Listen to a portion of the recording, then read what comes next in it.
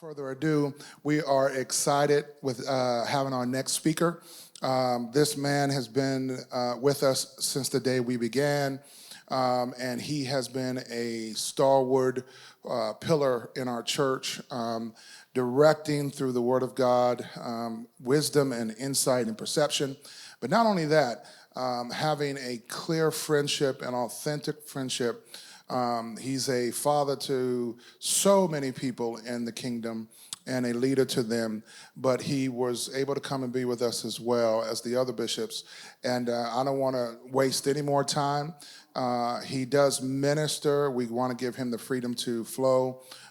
We may have a 4th session today, or we may not, depending on how God moves, okay? That's all that matters. So without further ado, let's put our hands together for Dr. J. Leroux, prophet and teacher. Amen.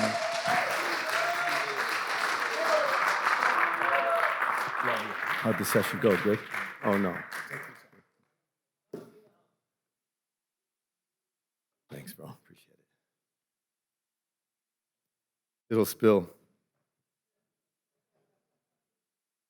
No matter what, it's shiny.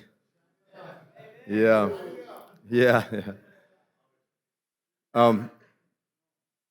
What a great morning we've had already. And isn't it beautiful? I mean, when John hears the voice of the Lord, it's a voice of many waters, never singular. And so we have this beautiful day that we have, which I don't always get the chance to sit and hear the word. I love that. It's probably like 1% of my life is that. When I still love that though. So for me, it was so fun and refreshing. And yes, from both our bishops. Can we just let them both know how much? I'll let them know how we appreciate them. Yeah. They've been sending the pictures out since Bishop Stephen Yates was set into the office. People who don't know you guys have been passing the picture around with me. He says, look at the doctors with the bishops. And the closest ones say, Jay is with the real men now. And I just nod at him, that's right. And I said, I want you to notice the skin colors too, because that's how the brotherhood rolls. Yeah, it's really, really nice. Again, Bishop, tremendous honor. This is always a great setting because it's intimate for us.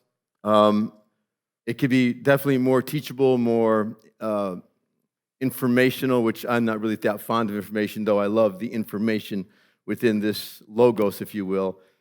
So I want to say a lot of things this morning to us. Maybe some different things. I think it's all good.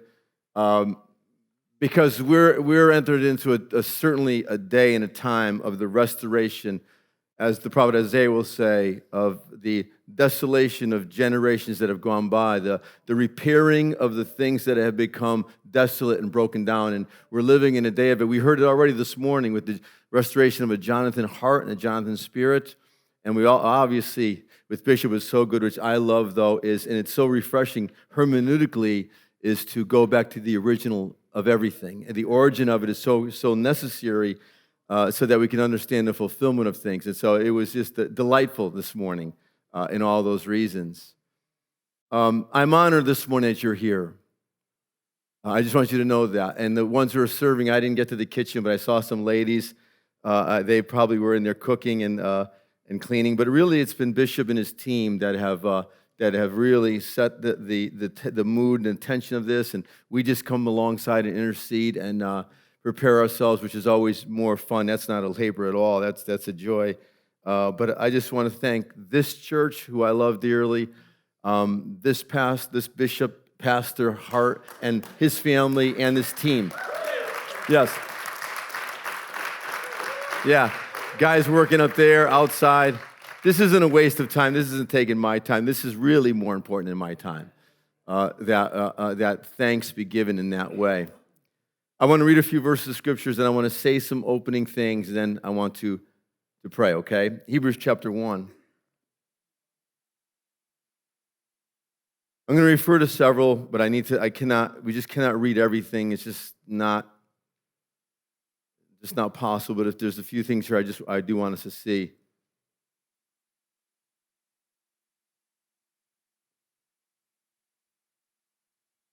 All morning we've been hearing about the image and about the person, and I so appreciated that. Hebrews chapter 1. Guys, you ate. So I hope you kind of got room in your spirit. There's none in here probably, but we've been eating good, haven't we? I don't know what's going on out. There must be a bike rally or something out here. I mean, there's just motorcycles everywhere. I drove out there and I thought I got to go back home. I'm not safe out here with this. I thought Bishop would be out there, I think, if we weren't here. Verse 1, God who at sundry times, different times and in different manners and different ways, much like a puzzle, spoke in time past unto the fathers by the prophets, hath in these last days spoken unto us in his Son, that is, Son precarnate, birth, life, death, resurrection, even more importantly, ascension and sitting at the right hand. All of it, he is speaking in the Son, who he hath appointed heir of all things, by whom also he made the worlds, who being the brightness of his glory, the express image, the exact replication of his person, upholding all things by the word of his power, which he had by himself purged our sins, sat down on the right hand of the majesty on high. John chapter 3. He's talking to Nicodemus. We're very familiar with a portion of this. I just want to read another portion of it to us, and we'll just touch on verse 5.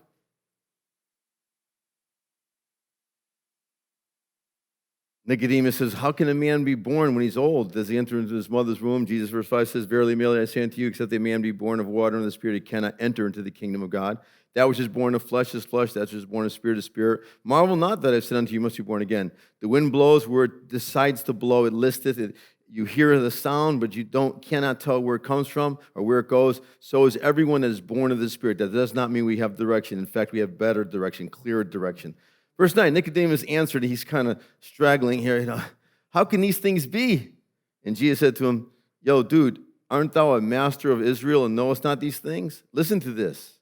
Verily, verily, I say unto you, we speak that we do know and testify that which we have seen, and you receive not our witness. Verse 12, I have told you earthly things. Everything up to this point has been earthly, and you believe not. How shall you believe if I tell you of heavenly things? Verse 13, no man has ascended up to heaven, but he that came down from heaven, even the Son of Man, proper translation, who is in heaven. Philippians chapter 2. All these beautiful Christology verses.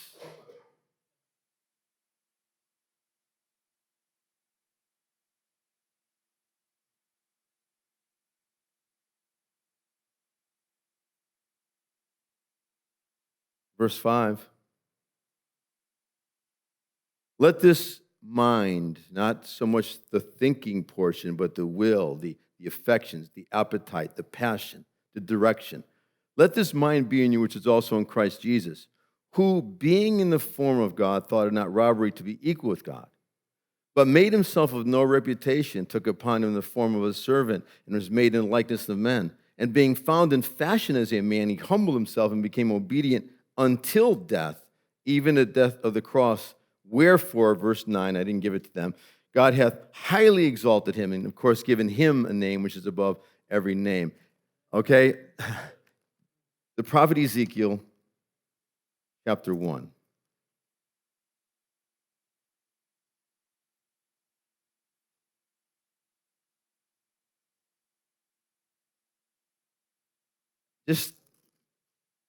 Just be open as I read this. Just listen to the allegory. This is an incredible prophet. He is a visionary, incredible visionary. Him and Zechariah become the two prophets that I just absolutely love because of the visions that they have. But let's look at this one, beginning in verse 4.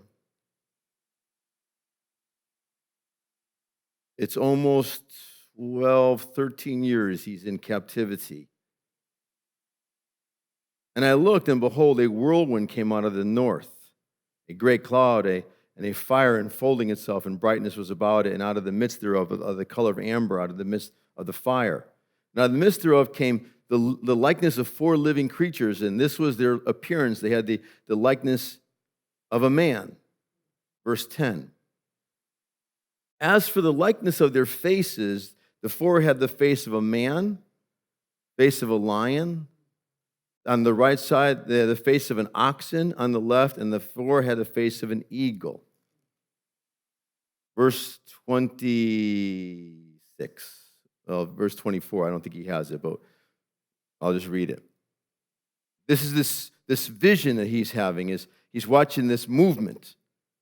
And when they went, I heard the noise of their wings like the noise of great waters, as the voice of the Almighty, the voice of speech as the noise of an host. When they stood down, they let down their wings. And there was a voice from the firmament that was above their heads when they stood and had let their wings down. And above the firmament there was above their heads was the likeness of a throne, as the appearance of a sapphire stone. Upon the likeness of the throne was the likeness of the appearance of a man above upon it. And I saw I saw as the color of amber, as the appearance of fire round about within, and the appearance of his loins, even upward, and from the appearance of his loins downward, as I saw it was the appearance of fire, as it had been brightness round about. As the appearance of the bow that is in the cloud in the day of rain, so is the appearance of the brightness round about. This was the appearance of the likeness of the glory of the Lord. And when I saw it, I fell upon my face, and I heard a voice that spake. Let me just say some opening things to us. Jesus becomes the change maker. He is the one that is changing all things.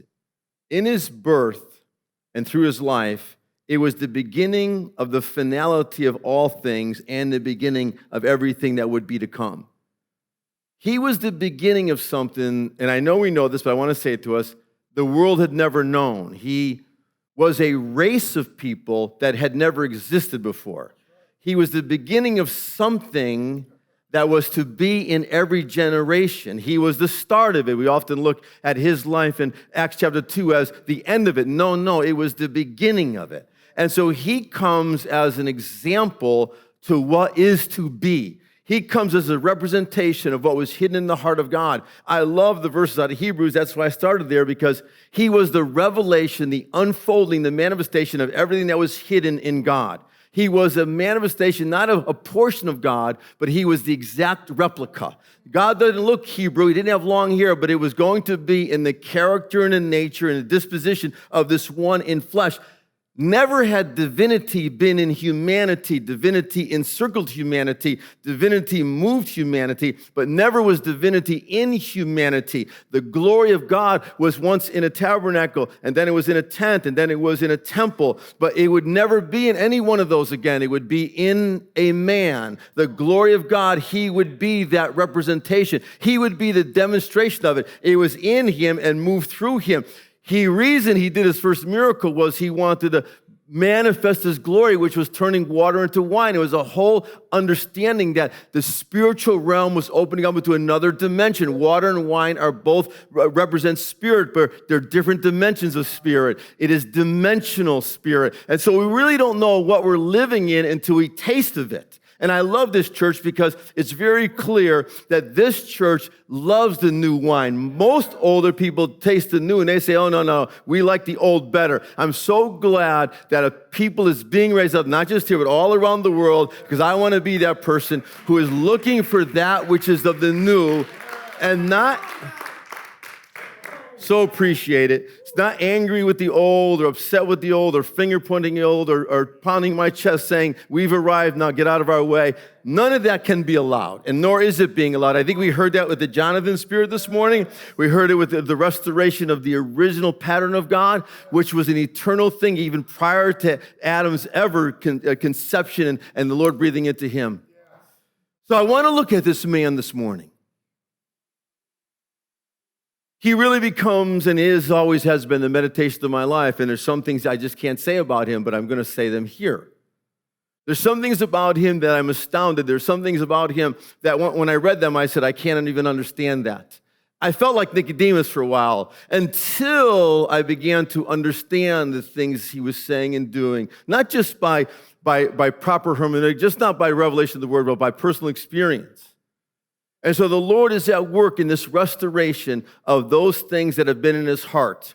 And so it's amazing to me because they're waiting for him all their lives, from the garden all the way through, from Abraham out, 14 generations. They know he's of, and I'm going to separate this for a little while, they know he's of the seed of David. He is a son of David. He is to be king of the Jews. They nailed it on his cross, but they had no idea what they were doing, really. So he was to be this, and they were looking for this one because they expected him to rule and reign. Oh, he would, but not like they thought. They thought he came to deliver them because he would be their king. Well, he was their king, and he came to deliver them, but not how they thought. He didn't come huge and mighty. He came out of this genealogy. There are two. There's the genealogy to David and Abraham, but he also came out of the genealogy of Joseph. He came as a suffering servant. These two genealogies, they couldn't bear it. They were looking for somebody else. They kept looking for somebody else. Can't be you. He was made in their image. He looked just like them. He walked like them. He talked like them. He didn't have fire coming out of his eyes. He didn't have white hair. He didn't look around into people looking into their lives. As a matter of fact, if he knew something about you, he was secretive about letting anyone know about it. I mean, he kept the secret of the one who would crucify him for 3.5 years. Boy, if I've had a couple of Judases, I would have told my man who could do something about it the next day, hey, come here, Peter. You see Judas over there? Yeah, I don't like him. Well, I just want to tell you, I shouldn't tell you, but I do know this because it's been revealed to me. He's going to turn me in. He says nothing.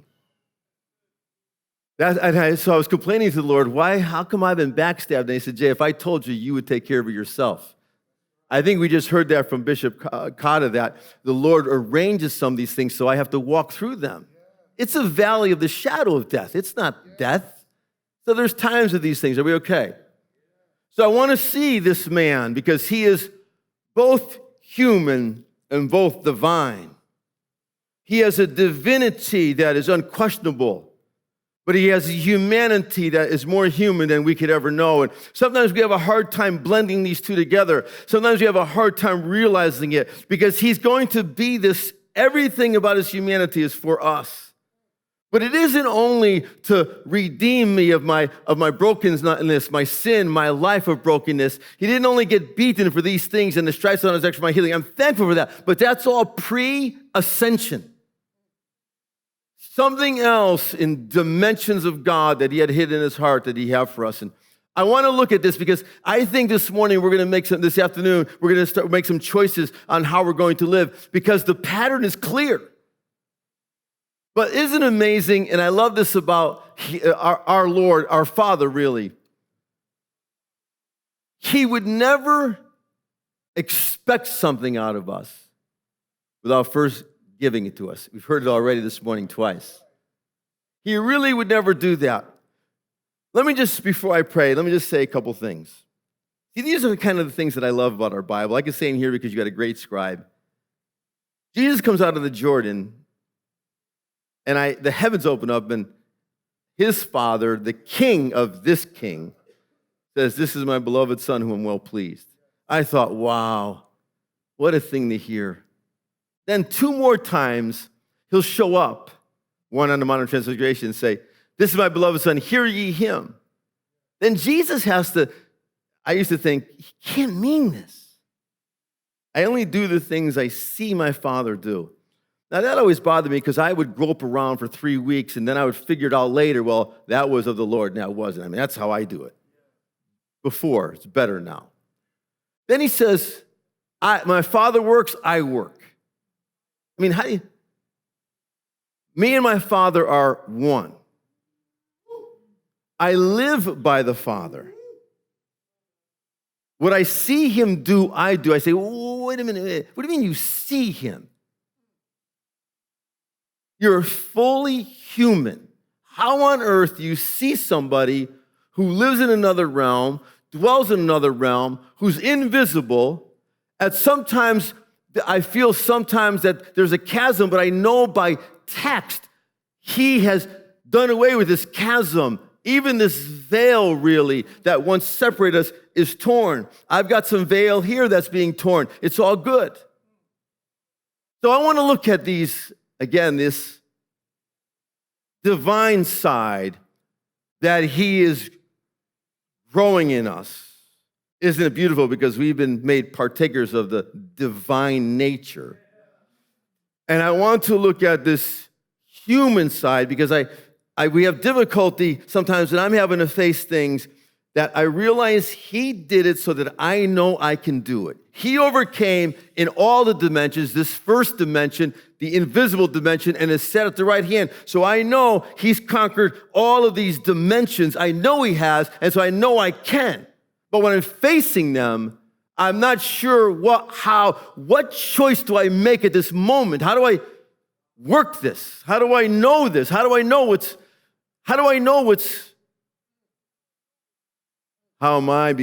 we are becoming this new man, this man that has divinity and humanity. The only enemy to it is carnality, not humanity. Humanity doesn't oppose divinity. Carnality, carnal-mindedness, that opposes divinity, but not humanity. There's a difference between my humanity and my carnality. The difference. And so I want to know this king and son of David, but yet this son of man. He was son of God and he was son of man. Okay? Is that all right?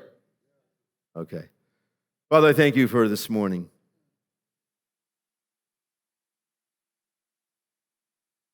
Especially for sending him. Jesus, thank you for you were willing to come and live it out. You didn't ask us to walk out the Christ life without walking it out first as an image, as a pattern, as the first. So I'm asking for the revelation of Jesus Christ to be ours. The revelation of the kingdom of God to be ours. A kingdom that is vastly increasing at this very moment. The restoration of all things. Not for some end, but for you to be glorified. For you to be magnified. Father, I thank you for that. In Jesus' name, amen. I want to begin here at this Son of David, this Son of God, this divinity and humanity, this one that we know as the Christ. I've got to come to Ezekiel's prophecy for this reason. He begins to have this vision. It really is the beginning of us understanding that there's something, and always at some point in a generation, we've got to have something from heaven. The prophet Isaiah, his cry will be, will you not rend the heavens? We've got to have something from God. I'm glad we got desperate for that. I couldn't take another man thing, if you don't mind. The Lord's had to deal with my attitude, though, Bishop, because I was anti-man, and I can't be anti-anything. Can't be. And all of a sudden, he's sitting there, and he's at the river Chebar. He's almost 12 years into his captivity. And within the first 2 years, he sees this vision. Out of the north comes this vision. It is going to be the likeness of the glory of the Lord. Please note, the north always is typified and speaks of his dwelling. When it's the east, it's his return or his coming or it's his visitation. That's where the glory will return to Ezekiel's temple. But something's coming from God and it's unfolding. It is an image. It is, and as a good prophet like John, he's writing what he sees. He's not interpreting it. And as it unfolds, it's full of fire. And he sees 4 living creatures, but they look like men. They're built like men. But there's 4 of them. There's numerous amounts of the number 4 within this prophecy. I don't want to talk about that, but it just means God's intervention in the affairs of men. He is about and is doing something that's changing our world. And so Ezekiel's singing, he's writing it. And he begins to look, and there's the spirit, as fire is moving up and down these beings. And he will say in his prophecy, before we see the faces, that where the spirit goes, they go. The spirit stops, they stop. They connect heaven to the earth, and above them is God. There's something about this imagery that connects the invisible to the visible. That's what he's seeing. This image of the glory of God, this appearance of the likeness of the glory of God, has this imagery to it. God is above it, his throne is there, and their feet are on the earth. I can't talk about everything about them, but it's amazing. He says this, where the Spirit goes, they go. When the Spirit leads, they lead. Spirit goes up, they go up. He's already showing us that the Spirit of God has the dominion in this living creature. It moves and has its being, if you will, by his movement. So already we're seeing this part of the divinity of Christ. There's a spiritual movement. So I know this is a little bit, I'm plowing a little bit, but it was just going to be sensible to us. It's all good. Then he watches this whole beautiful imagery. But this living creature has 4 faces. It comes from God. There's an activity of the work of the Spirit of God that is in all of our lives presently. It was in his life as well. It has to be here for us to walk out the humanity part of our life as he was able to walk out the humanity part of his life. Because I'll tell you, man, I've had to try to, sometimes with my Christianity, okay, I'm going to forgive them tomorrow. I mean, the bad thing about this Bible is it clearly depicts his life. And so I know when I'm wrong. You don't have to tell me.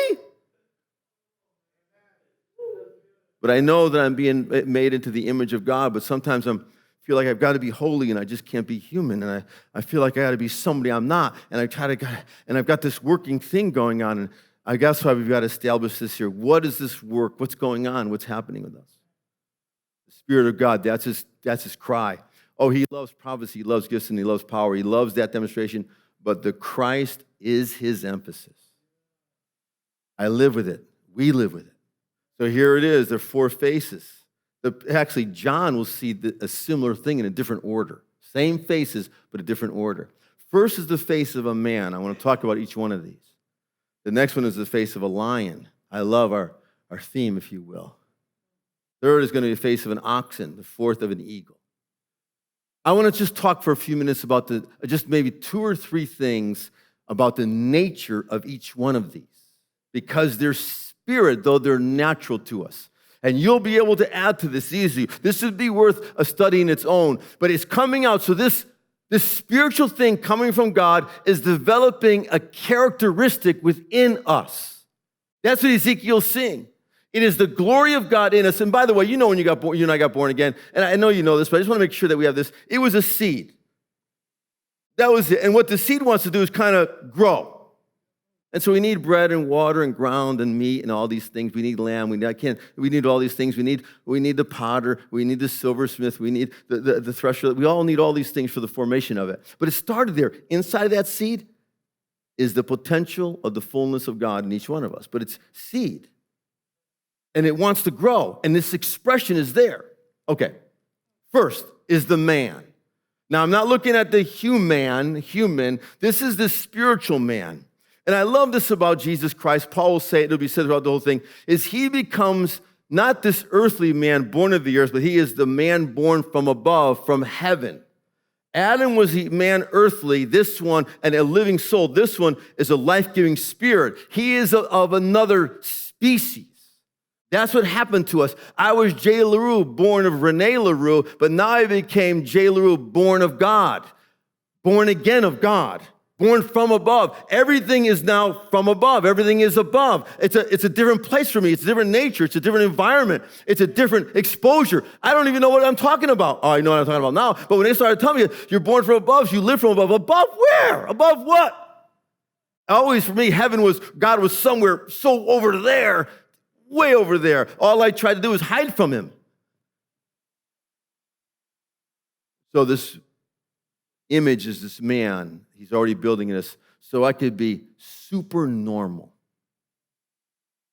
I could be resting as a man, but he's causing what to happen in you and I is that we become this man with 2 realms. I'm a supernatural man now. I'm a man that nothing is impossible anymore. I'm a man that has access to the heavens to the degree I want. He wants to grow it. If you want to have access only to have mercy and grace in time of need, Hebrews chapter 4, that's fine. But if you want it as a new and living way, Hebrews 10, that's fine. But if you want to pass through the door in Revelation 4, that's really his desire, that I see him who sits upon the throne. I see the Lamb that is slain, and I hear this dimensions of God.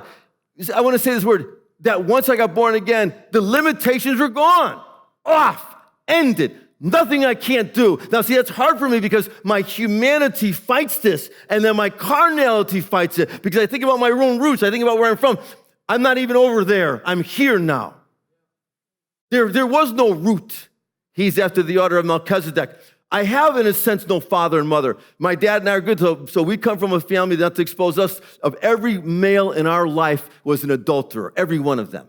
My mother's side and my father's side, more my mother's side. And so I was born in adultery. I was never going to be honest with anybody. I was never going to be committed to a woman, not a chance.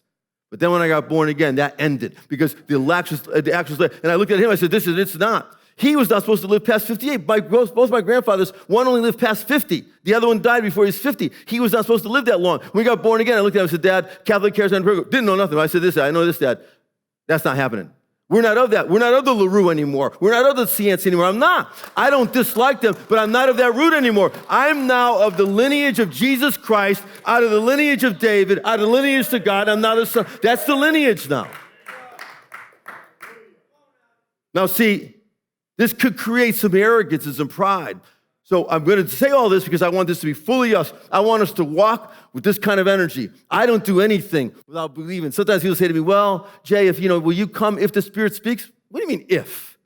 The question is when can I only do no more, and how long can you handle it? There's no if. Well, they'll get, and I love the guys, they'll get up and say that Dr. Jay is here and he's going to speak the word. We know we love the word, and if the Lord is willing, he'll prophesy. I want to just stand up and go, dude, come on. Just give me the time. Are you kidding me? He loves to speak. And I'm foolish enough to believe it. That's true. Because when I was raised, fortunately, in a limitless group of people that were simply Catholic charismatics, I'm sorry, don't be offended. I mean, our Pentecostal friends I found out now are still mad at me because how could that happen? I don't know. It was sovereign. I'm glad. But I'm glad I had that beginning because there wasn't any. When I found out that he was all in all, I just thought, okay, I'm in.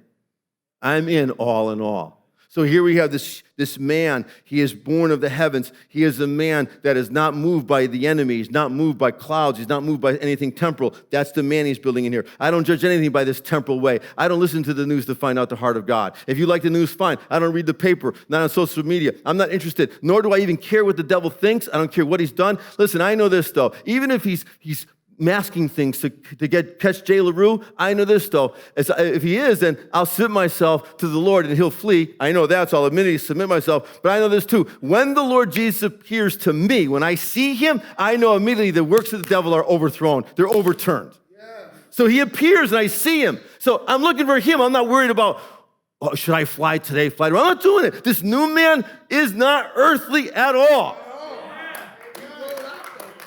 He is born of the heavens. He is of the heavens. He lives by the heavens. He breathes heaven's atmosphere. He must have glory, lamb, and water. He's got to have it. He's a new man. See, he's so different than us. He's so different than me, I should say. Just not. So I have this new man. I have this new Jay Leroux. Not born after the earthly father, but born after the heavenly one. Got it. Okay, again, each one is just a couple things just so that we can move on and get through with this. The second one I love is the lion, of course. Let me just give you some characteristics of the lion. You may know these already. Isn't it beautiful? Of course, king of the jungle, that would be easy. This is fun for us. I love the imagery that he had when I saw the picture. It's beautiful. But a couple things about the lion that make him unique. One, the dude sleeps between 20 and 22 hours a day. Now, we could look at that and say, well, they're lazy. No. They rest. Something that you don't find in humanity. So the first thing this lion nature does is rest. It is the beginning, really, of the inheritance of the promise.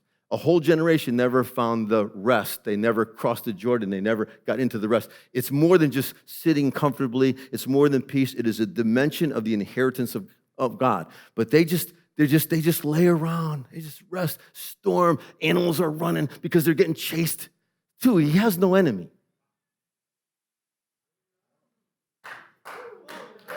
The lion walks around with the attitude, I have no enemy. Unless the old lion comes, a young lion comes, there's that change and all that. But his normal life, he's not like this. You see those poor animals that are in the jungle? They sip 2 sips of water. The lion doesn't, he just walks. So it's developing in me. I know we have a lion who roars like a lion, and he likes to roar sometimes. I'm talking about the devil. He's like a roaring lion. He's like that. But I know in here, though, I have no enemy. I don't know, here. All right, I'm going to give you maybe 1 or 2 more, okay? Can you handle 2 more? Okay.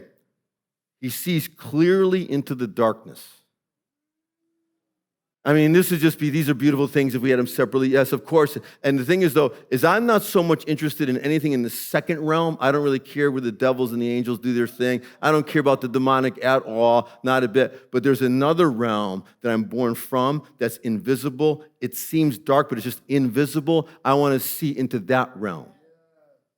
I think Elisha becomes a portion of our beginning when he can see where no other man sees, and he sees these chariots of fire all around the city Dothan. He's the beginning of what we're to be. I just see there. I don't worry about it. I don't have to write 12 books. I don't have to get on TV. It's normal. It's who we are. All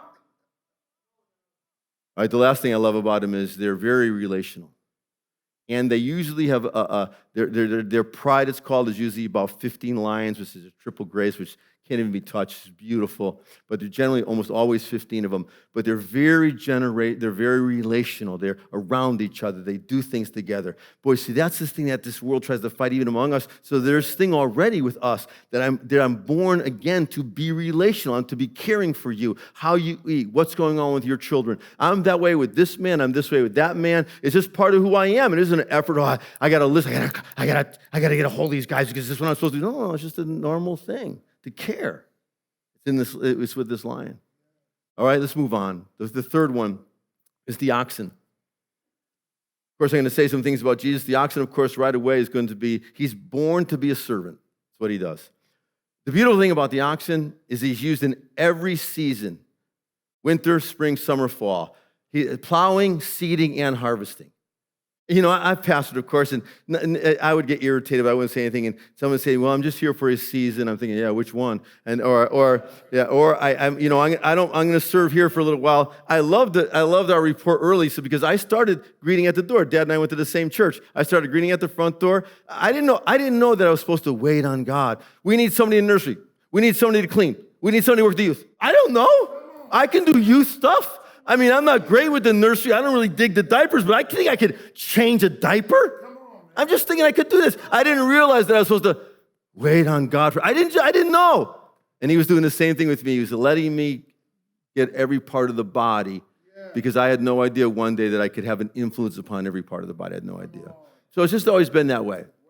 Okay, so the oxen is served. So we're born to serve. The truth is I'm just serving in another dimension here this morning, which I love, of course, but I love the front door, the ushering. I just fell in love with it. I just loved serving him, which seemed to bless the people around me. I'm sure not everybody's happy. I'm sure I did things wrong.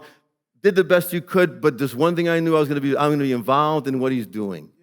Okay, first thing about an oxen is, now I'm going to give you some things that are a little bit more strategic about them. Second thing about the oxen is they never like to plow alone, ever. There's something in them, they have to be harnessed to another oxen. They have to be yoked. It's just their nature. And see, so we're built so that it isn't to be just J and J alone. I'm to have somebody with me. Generally, the oxen was a younger oxen because the mentoring is a natural thing amongst the oxen. The older oxen is mentoring the younger oxen. The younger oxen knows it. The older oxen knows it. They just know it. And so they're always like that. If you ever see one plowing by himself, he's frustrated. He knows this isn't right. They need to have this duality. Isn't it beautiful? It's always the Father, Son, and the Spirit. Everything about them is we, them. It's this unity of them, one thing. But he's with God.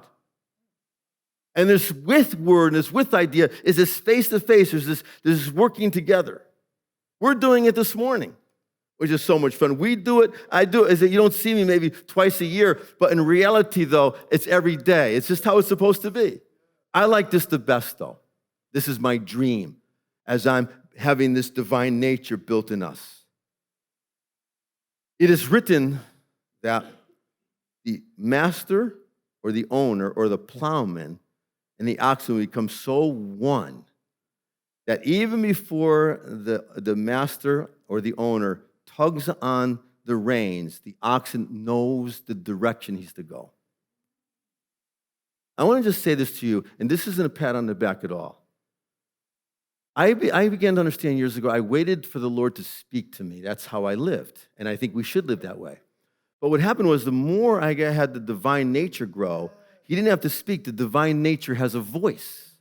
I'm just moving in him, according to him. And there's no voice. People kind of say, they always want me to stand around and say, so tell us how you prophesy. I said, it comes in many ways. And I said, well, does he speak to you? Sometimes. Well, how do you know? Now I got to explain this. So when we're sitting at restaurants, they go, so you know what's going on in that guy's life? I look over there, I say, yeah, I have two sets of eyes. I just have to look through either one. That's how it is, really. I look over there. I don't want to look always over there because my wife says, you're staring at them. I said, well, there's a lot going on in their life. Yeah, but don't stare. I said, I'm not staring, I'm looking. I try to, you know how that is with your wife. You try to get out of it. I'm right. Somehow in here, I know I'm right.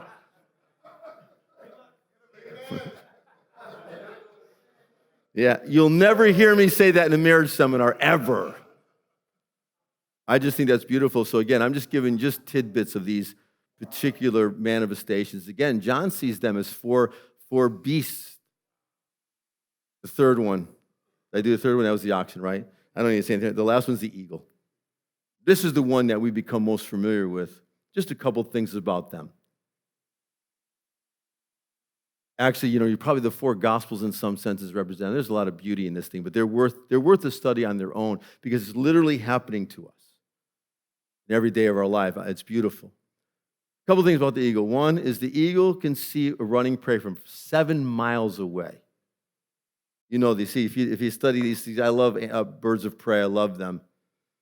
The other ones I had to get more familiar with. 7 miles, of course, the number is spiritual perfection. There's so many visions of that. Jesus has these 7 eyes, all these things that are just beautiful about that. Okay, second thing about the eagle.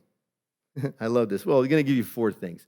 One is the eagle loves storms, loves them. Because what the storm does is it causes him to arise over the storm because the winds pull this way like this. And so he loves the storm, so he looks for it. And he just simply sits up on it. When you see him doing this, now you're going to like this though. I shouldn't add this in, but I just want to. When you've seen the eagles do this, what they're looking for is there's this phenomena that happens that when the sun hits the ground releases the sun back. It's really an order of God.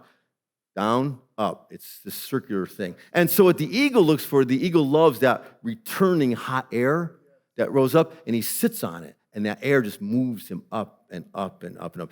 I mean, I want to be a man that doesn't live under only what the Lord brings down. I want to be in the ascension of it. I want to remain in that place. I want to be an upward man. I do. I want to talk about that a little bit.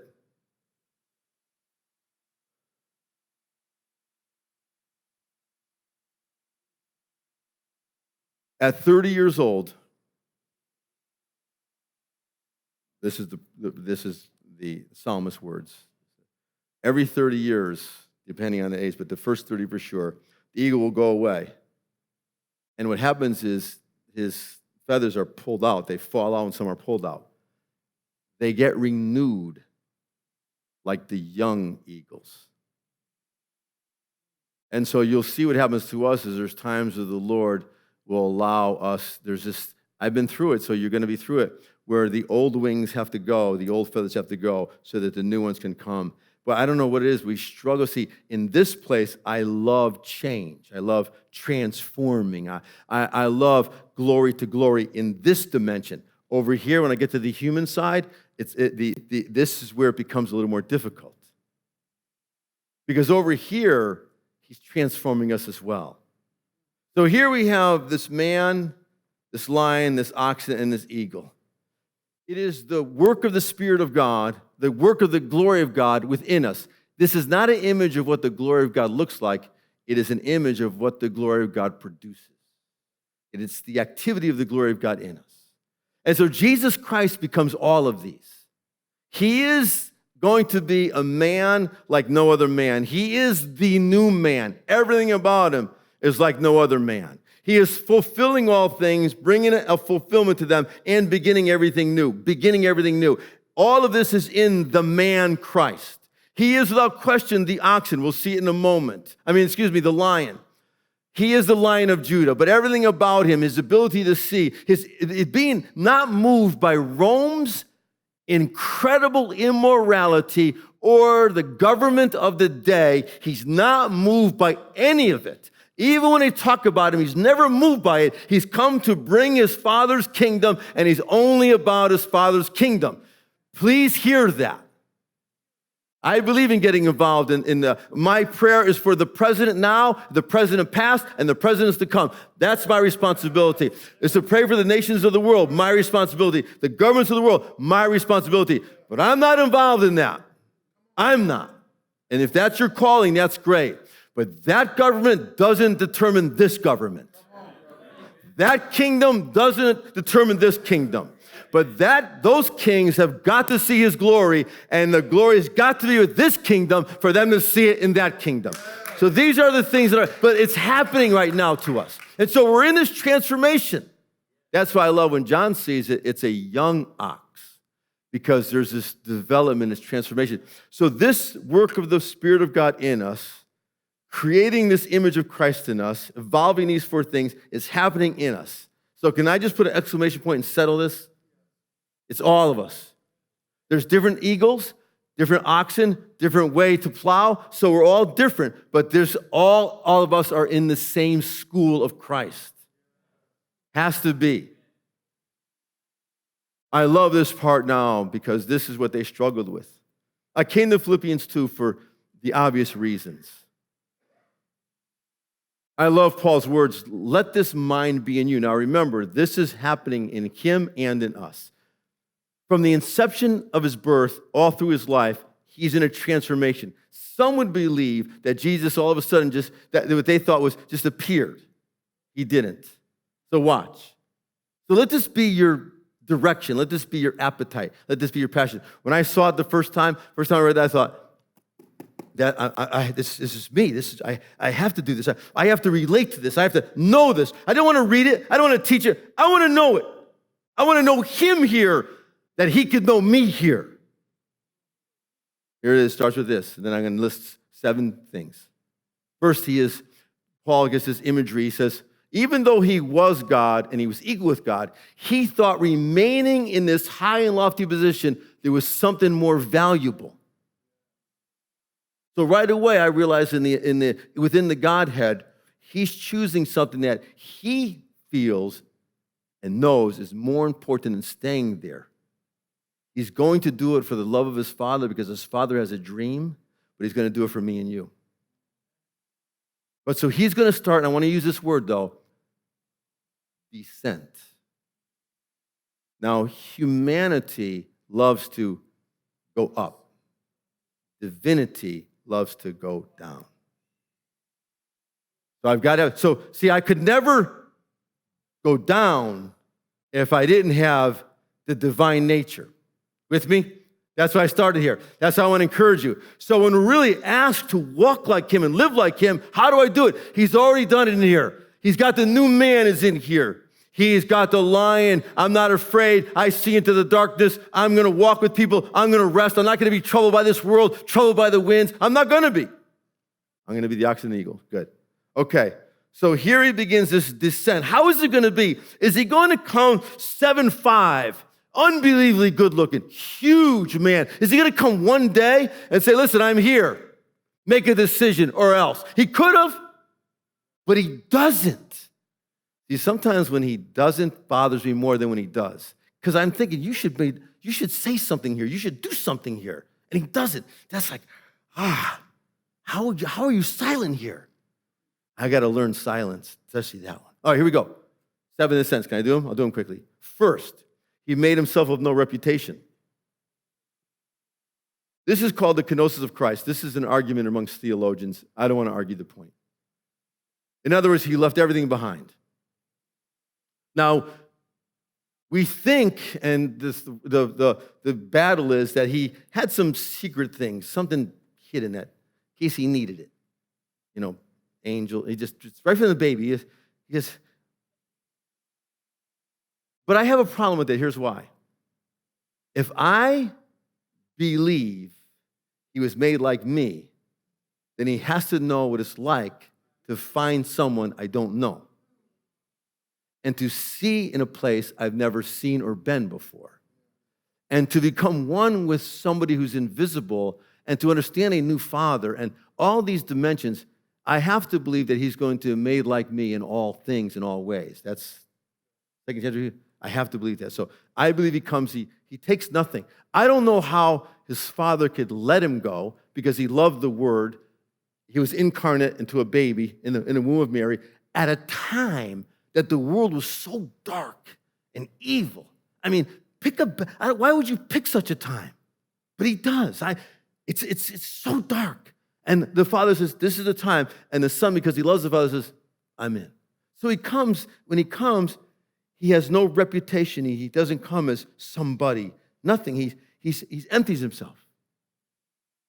2, he takes on the form of a servant. See, here's that oxen. It's interesting. There's 6 words for the words of servant. I'm sure Bishop has taught it here before because he loves this didactic thing. He does, and he's very good at it, and I love it as well. But he has doulos. I mean, think of the worst job anybody could have. I mean, it's the worst. When they were in the upper room that day, I mean, when they were in their Last Supper, the thing that bothered the disciples was because the doulos should have been over here washing their feet. But they were apostles. They don't do feet washing. They saw it. Plus everybody's feet, filthy men's feet. Look how disgusting it is.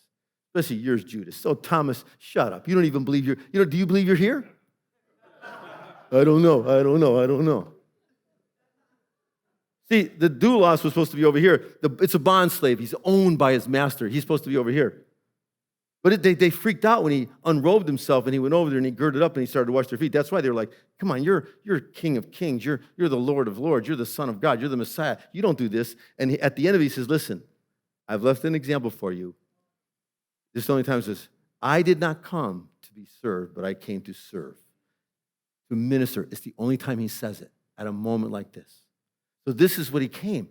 Now, we are talking about the Son of God like us. We're talking about the King of Kings, born of God like us. I'm talking about a man who had no limitations of spirit like us. Yes. That's who he was.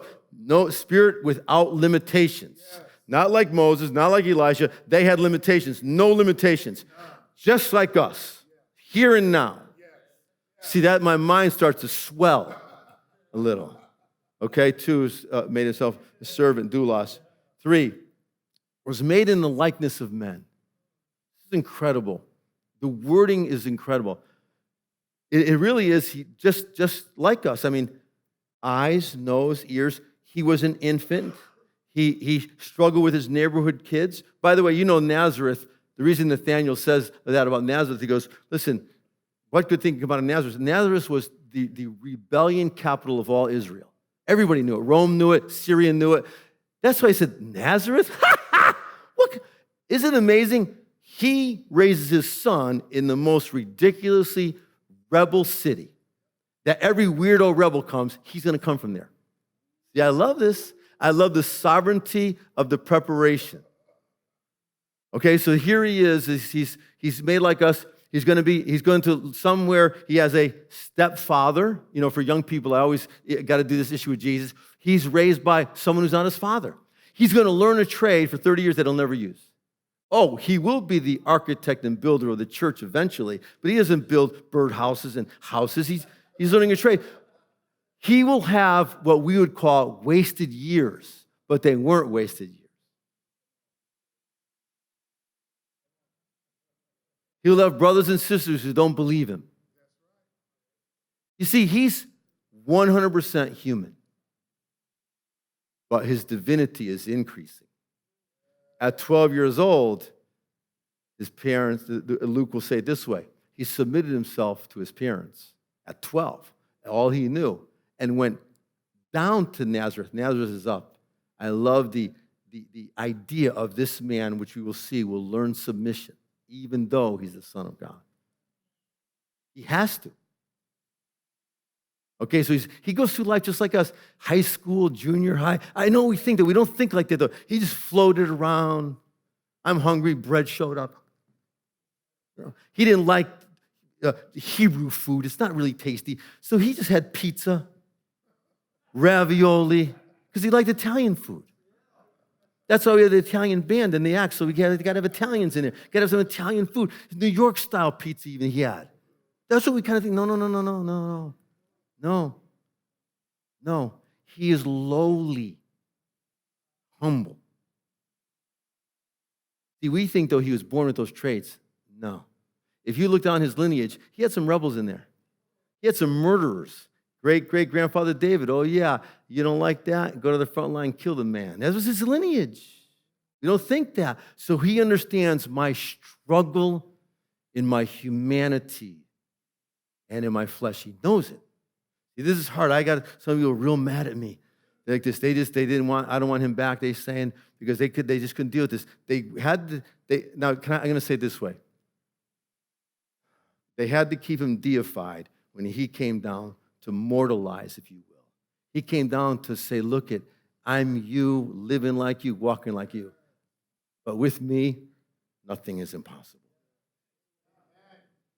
So that's why we have these two natures. Beautiful, appreciate it. Let's just get through. Okay? I can't, it's too shiny. Okay, so what did I do? 3? Okay, he made it like this. And fourth is our manner of life. He lived like us. Every part of it. I don't know if you realize this, though this has helped me.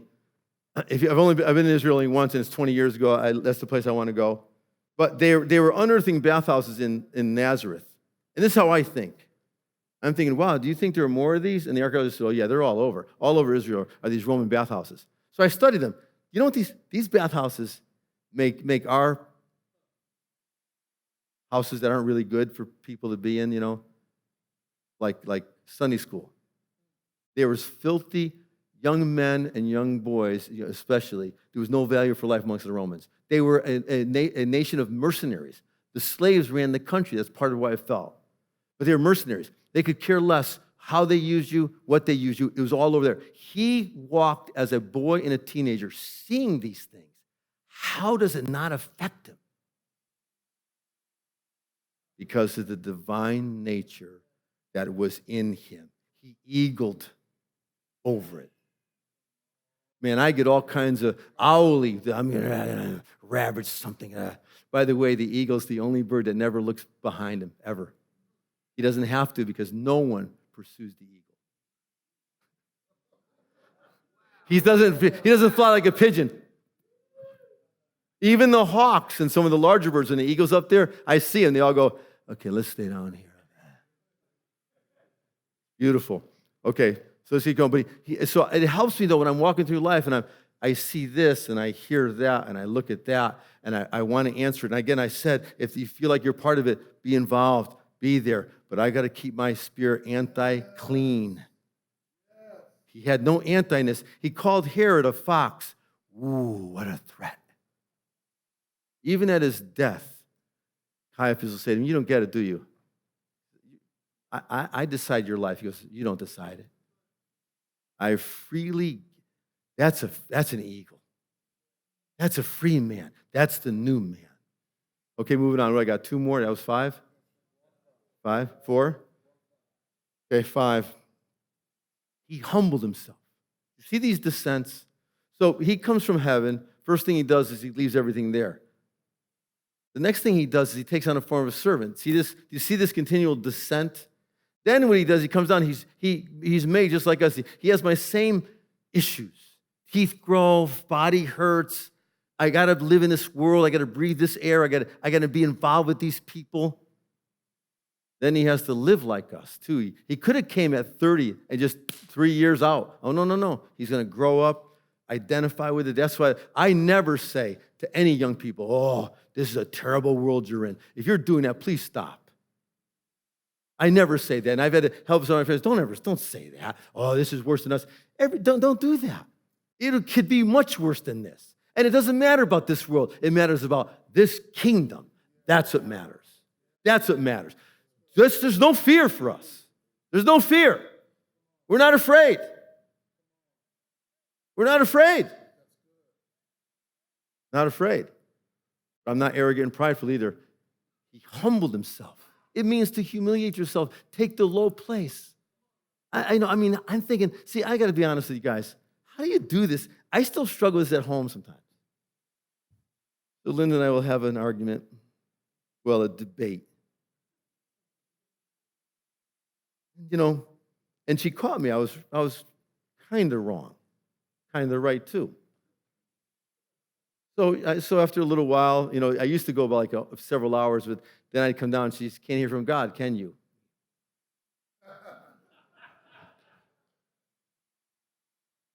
Come back down. She goes, I said, well, I only answered you back because of what you said.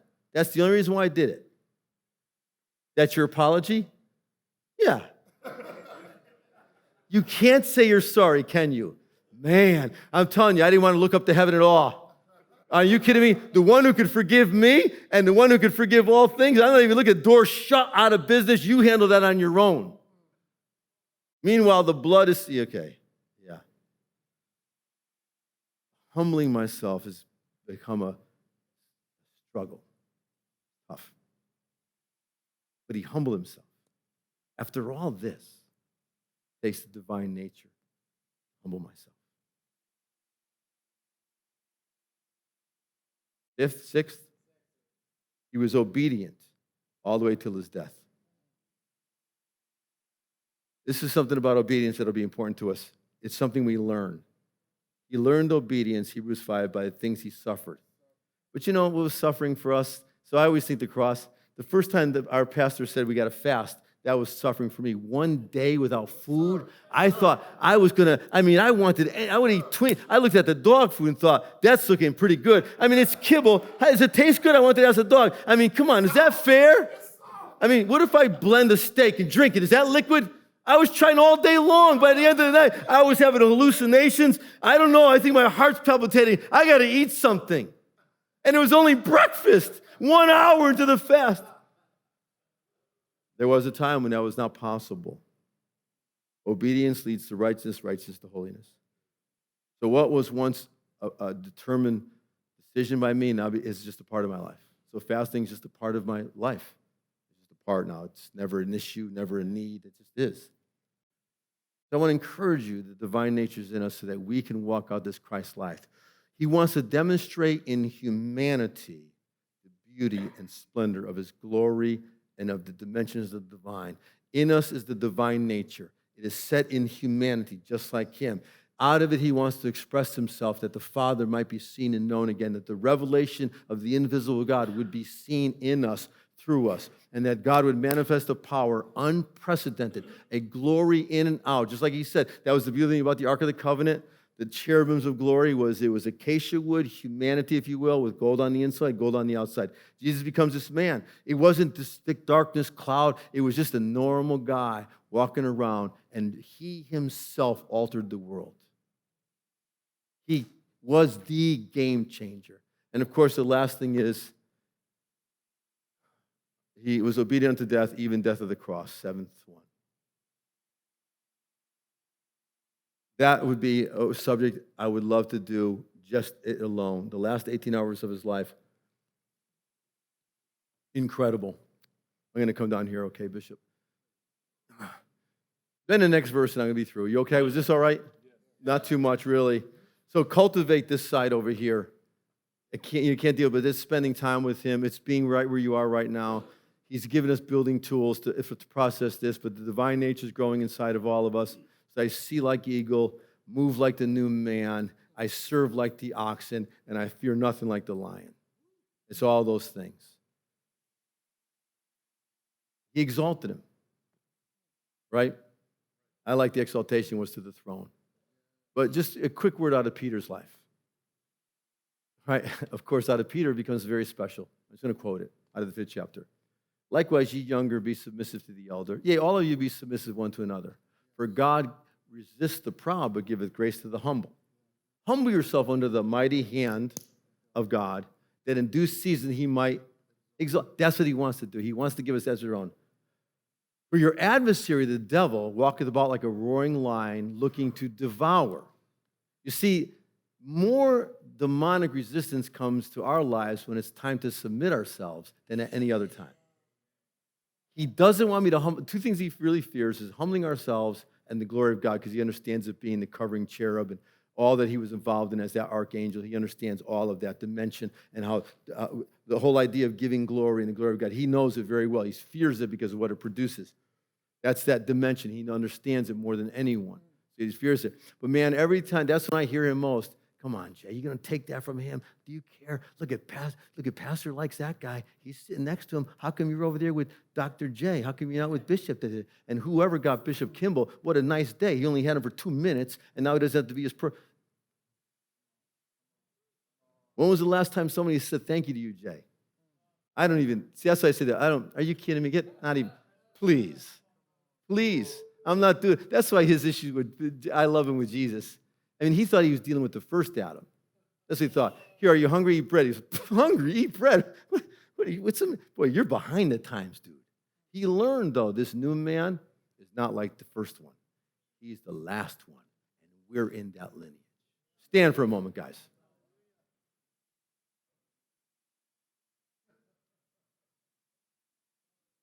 Okay, good. Not too much, right? You good?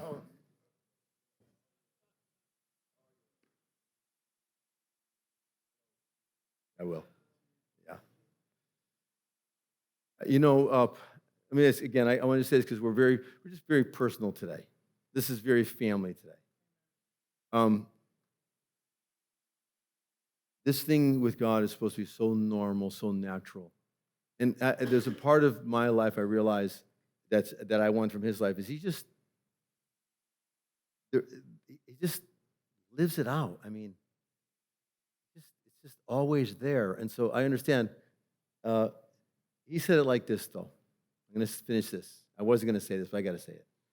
The last thing is to Nicodemus. It's so normal for him. So he says to Nicodemus, look, no man has ascended, but he was descended. He's talking about himself. He goes, who is in heaven? Nicodemus was blown away by it. This is the beginning of understanding spiritual life. Here's what he said. I'm here, and I'm here. I'm with him, and I'm here. That's why in our lives, I've got this heavenly dimension growing in here, and I also live on the earth. But this chasm, he'll break away. So I say to people, I just try to encourage them, listen, I'm always there and here. That's the goal. And so that it becomes so normal. He doesn't have to break in on my scene. If he's doing it, that's good, though, because originally he broke in on my scene. He just all of a sudden came in the car or spoke to me, and I was like, this is great. He wants it that way, but he wants to get us to the point like Jesus was, that there was such a oneness there. The purpose for glory is that oneness, so that this is his prayer, where I am, they will be also, and they will behold my glory. That's where I want to be. That's what he has for us. It makes us more valuable as humans, believe it or not. Because I don't dislike, I don't have an attitude, I don't have an anti. It isn't about creed or color. It's just about men. So, Father, I just thank you for our time and the honor of being a part of what you're doing, especially in this hour that we're in. Unprecedented to our nation, our generation, our world, our history. Unprecedented. So, Father, I'm just asking that we believe you. It's a good prayer. Increase our faith. Increase our sight and ability. Give us the eagle eye. Allow us to have these increased dimensions of the work of the Spirit of God in this transformation into the image of Christ from glory to glory as we see. Father, I thank you for that in Jesus' name. Amen. How about you give the Lord a hand for me, okay? Amen. And then just sit back down there. I have some time here. I think Bishop should close it, so it's good, though. We should still, I think it'd be good. And I have time, and we're fine. But if you want to click up your phone or something like that, I'm totally good with that. I have no problem with that. And I know we're recording. We live streaming still, this part? Or yeah, okay, good.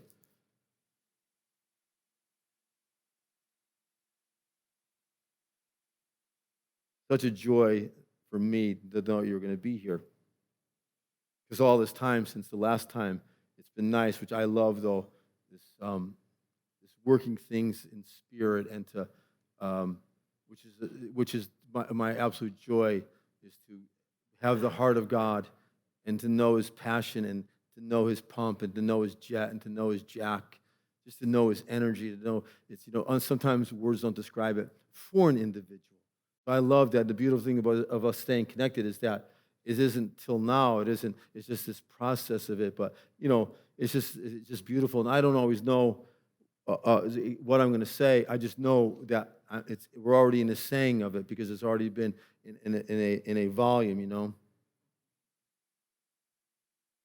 But there is this increase of God upon you now, and much of the weight. I don't like weights because they tie me down. I don't like.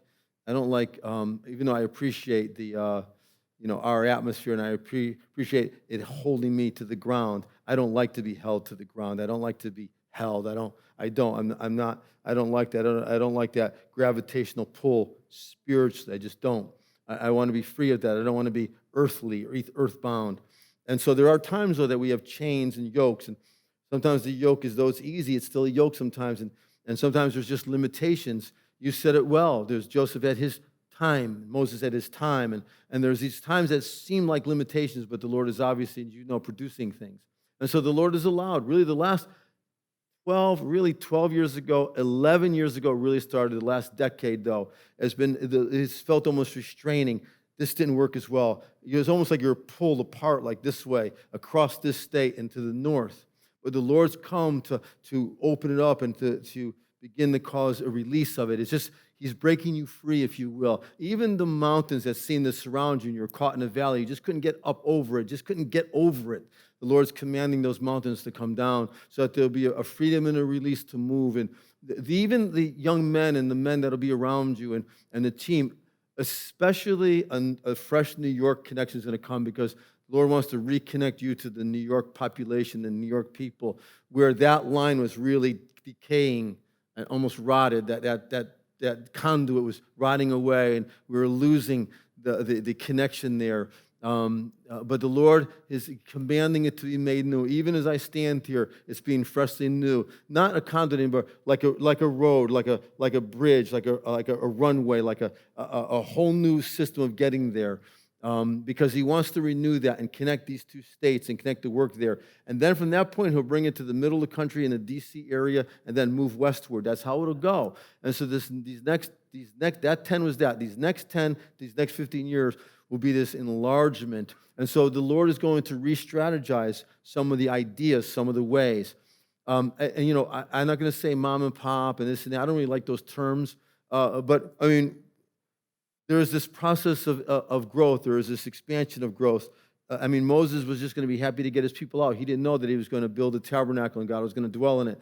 He didn't know he was going to bring the law. So there's this expansion. And so the Lord, in many ways, He's done it with you, but with a lot of us, He's held that back. He's only given the pattern in a shadow, if you will, and you have a sense of it. And sometimes it's been agitating with the people that the Lord's had around you prior to now, because they will go, tell us what it is. And you go, well, you're a little bit like this anyways. Well, it's this, it's that, it's this. That's somewhat your nature. But you didn't know the whole picture of it. You didn't know the fullness of it. And so the Lord is going to give volume to it, 3-dimension. You're going to understand its movements, understand its work, understand its foundation, its building, its roofing, it's how it's to move, and its dimensions of it. This is not a rehab center. This is not so much a deliverance center. This is not any of those things. It's not any of the old patterns. It's not going to be that.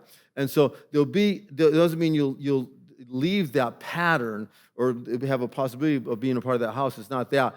But he's really helping to prepare you for what he wants to do, because it's strategically new, it's strategically different. And I know you're not afraid of this, but I'm going to say this clearly. It doesn't mean it has to have already been a pattern for this. That you'll be willing for the Lord to do things that are different, out of the ordinary. You know, John baptizes people. Where does he get that idea from? Well, that's not Mosaic. That's not Davidic. And he's willing to be something that's never been before. We know where he's rebuilding David's tabernacle, but what portion, how deep, how high, what dimensions of it, all these things. So you're going to see the Lord do this. Your kids will be strategically, especially your oldest daughter, the oldest daughter that I spoke over, and your younger daughter. I don't remember how many kids you have, but those two especially. You're going to see them grow up and be a part of this larger thing that the Lord is going to do. So their education will be critical to bring this out. They're going to say, how does this street boy be able to do these kind of things? How does this street boy have this knowledge? How does this street boy grow up in the streets and have this understanding, this architectural value, this architectural view? But that's exactly how the Lord will do this thing. And so you're going to, even now by this word, is going to increase your faith to believe that God will bring the necessary people, tools, substance especially, because you have to notice, I just want to add this in to you especially, is there's something transitions from Moses to Joshua. It's very key. And I want to add it to this to you. It's the same word. You understand me. Is the old corn ceases and the manna ceases. And so the provision, how they were provided, ended. And they had to start eating from the land. But you remember how large everything was. And so this transitional change was not easy for the children of Israel. Joshua knew it, though, because he had it as a foreknowledge. So we're in that change right now. You're in that change right now. So some of the old wells are going to dry up. And the Lord has already dug the new ones and already is providing the water of those new ones. It isn't that you have to dig them or re-dig them. And see, I'm saying this to us. I want you. See, he's a little liberated from it. But I've grown up that if I didn't plow it, if I didn't take the stones out, if I didn't seed it, and if I didn't sickle it, which I haven't yet, then it would never be done.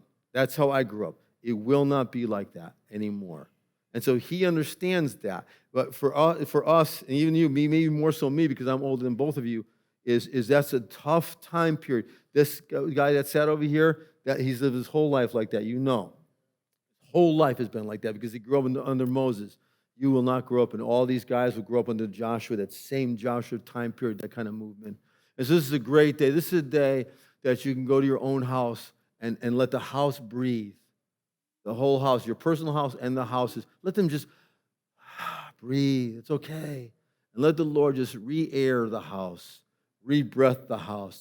He's just getting the stale old air out, where we're kind of intoxicated. We don't see real clearly because the oxygen is old. It's just like they were just not. The blood's not really moving. Our lungs aren't working. All that the Lord's I'm just standing in the churches. I'm standing amongst in your own house, and the house is just breathing and all the air and the breath of the air, all of it to change. Yeah, beautiful. Yeah.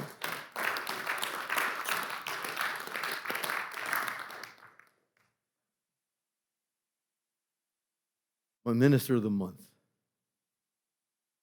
Servant of the month. Is that what it is out there? Yeah, very nice. I took a picture of it, sent it to my wife, put my face in front of it. Yeah. I know, couldn't help it. Especially with him. He doesn't get the teasing that well. That's why I like it. I love it, though. It isn't so much of that. I just happened to notice it when I came in.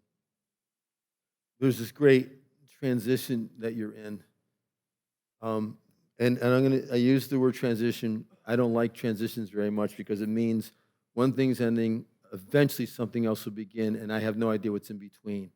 It's really not that. It's very much where there are things the Lord is bringing to an end and simultaneously raising up within you. There was an old government within you. There was an old system within you. It's just how you were. It's how you moved.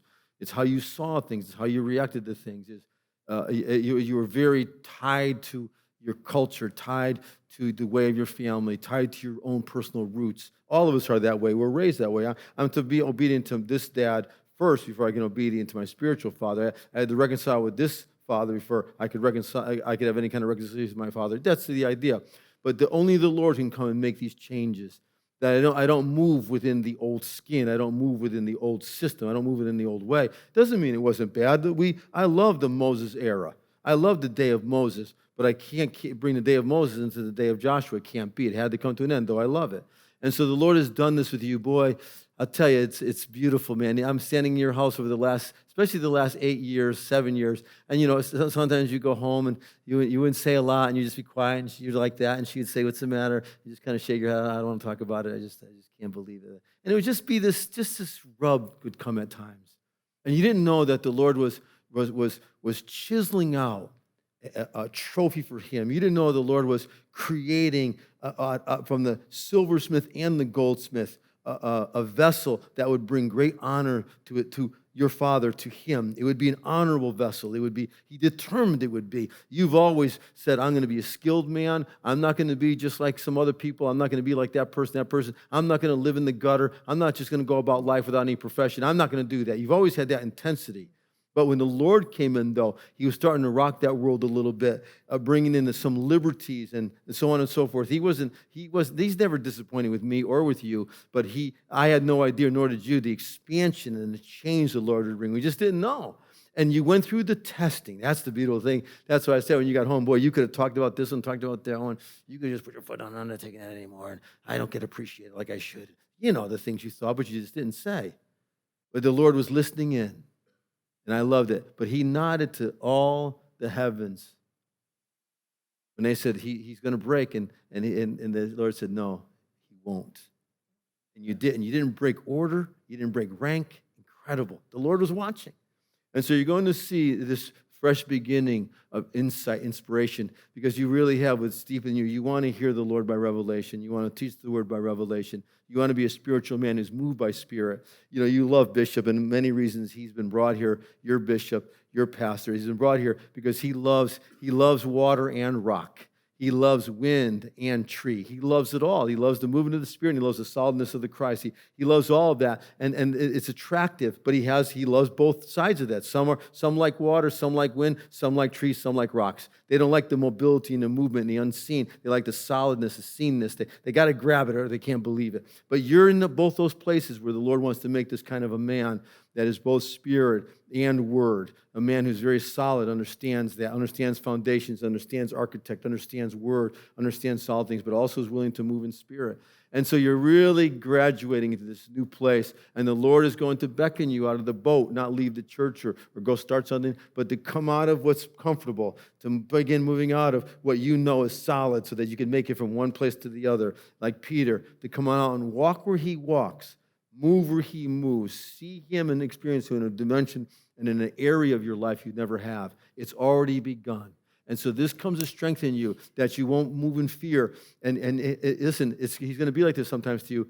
I leave a building, I have no confirmation of what I've done is true, ever.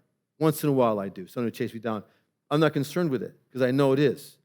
Because I know the one who's speaking, I know the one I'm with. That's not an arrogance, though, but I have to. You don't want me up here kind of thinking, oh, geez, what should I say? I mean, let me see. I got 75 thoughts, and which one should I grab? Which one sounds right? No. We're not doing that. It takes time, though. What I'm saying is to you, though, is this was never a comfortable place for me. So I've had to learn this side of it, this intuitive side that I'm not, but I am because of this dimension of God working in me, because of what the Lord is building within here. So it's a great moment for you and your family. Both of you, the Lord will work, even though you have to learn this. They know it. I know it. You're going to be in different schools sometimes, different dimensions of spirit.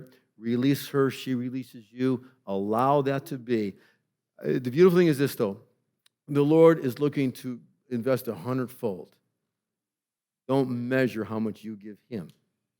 Just be what you have to be. Do what you have to do. And let the Lord do all the measuring.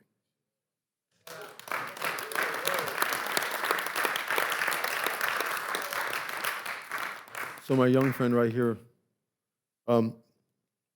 There's this beautiful word that John uses in his epistles. I love it. He gives these three dimensions of people. He has his children, you know the Father as provider. Your sons, you have overcome the wicked one, and the word of God abides in you. Then he has his Father, fathers who know him from the beginning.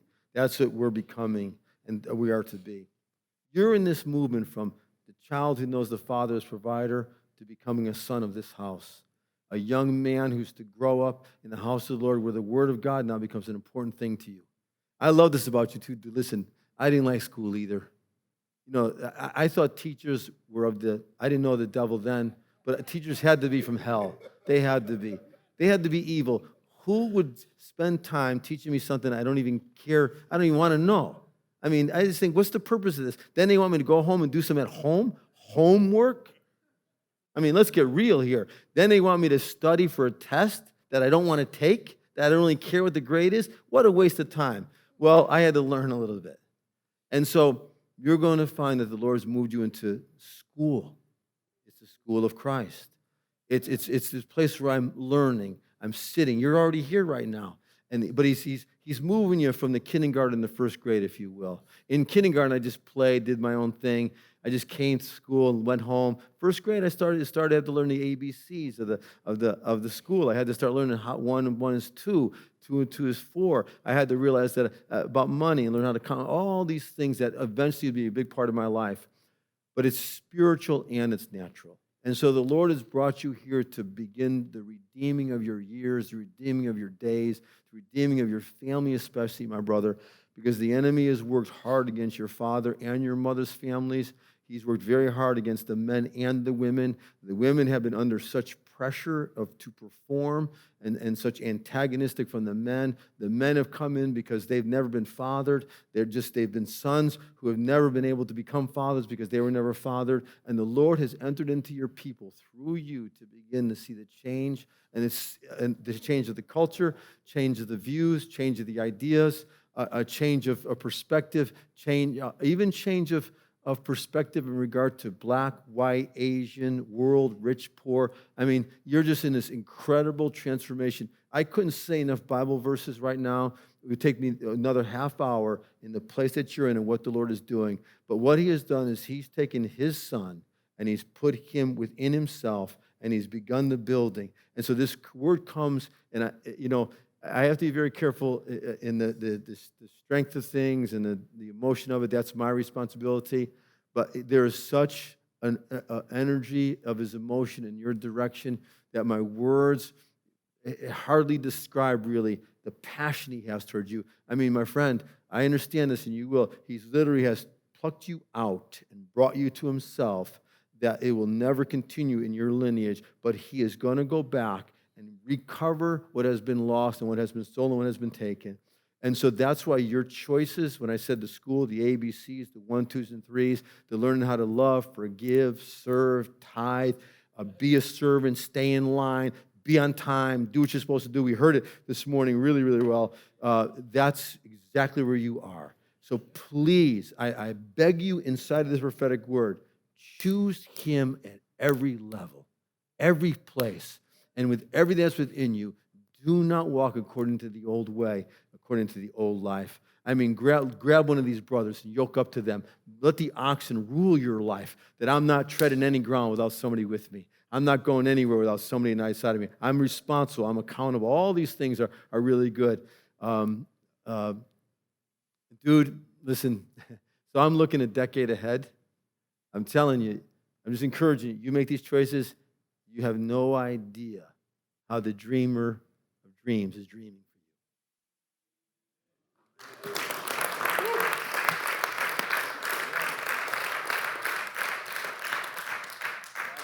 So, my brother, I know that within this community, this church, he's very good at the levels.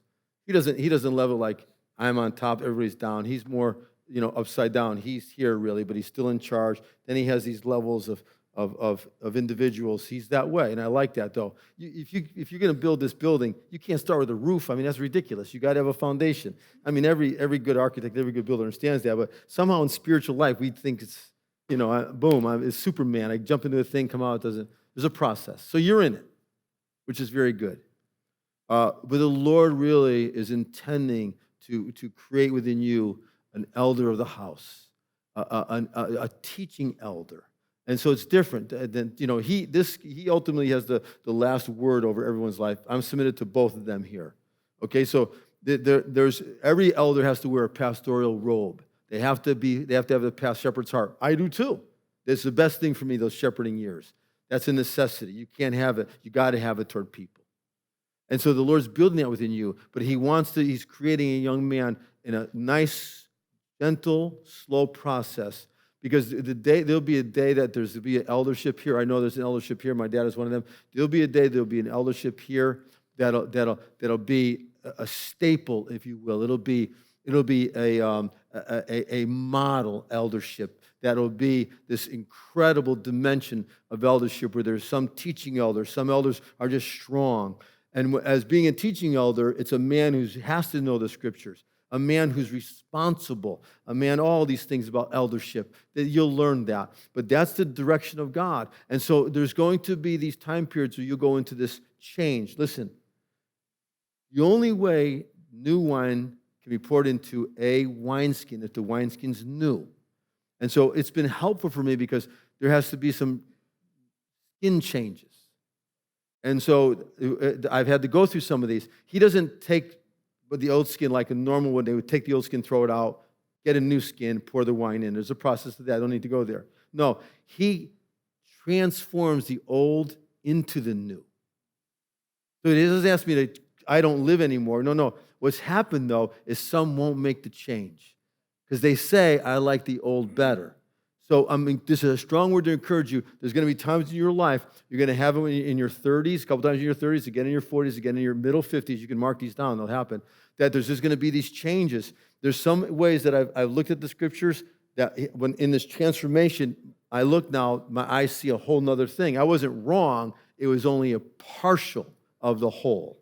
And so there's the dimension of it. And so he wants to have you as a young man, as an elder who raises up other young men who will be elders. Because in this church, in many churches, there'll be elders, but there's also be apostolic, prophetic. There's these dimensions. They're necessary. And so I understand the dimensions. And so you want to do this so that we don't buck against each other. We don't try to make room or force or how come I'm not him, I'm not her. So that you hear this, because that's going to be a challenge. How come he's being sent out when I'm not? Those kind of things. And so it comes, though, but you'll be the guy who builds the foundations. And when those men leave the start of the churches, you'll reap everything that they sow and reap. You'll reap with them. You'll sow into their lives. And so don't think that, I know I'm so thankful that you were with him, but don't think then just hanging with the sound guy or being with him or helping or working with the teenagers is a waste of time. It's only what I'm doing now. No. Without you realizing that you're pouring into them, because one day the Lord will establish them. They did it very good with Jonathan and David this morning. All those issues, he's doing that with you. And so they're every person. My whole life has realized that the person in front of me, even today, is the most important person. And so the pouring into that person, if it's only a hello, if it's only a handshake, if it's only $1, if it's $10, or if it's a long-term relationship, they're vitally important. See it that way. Look at nothing as momentary or this is supposed to be, I'm only doing this because it's the only thing I could do right now. Don't do that.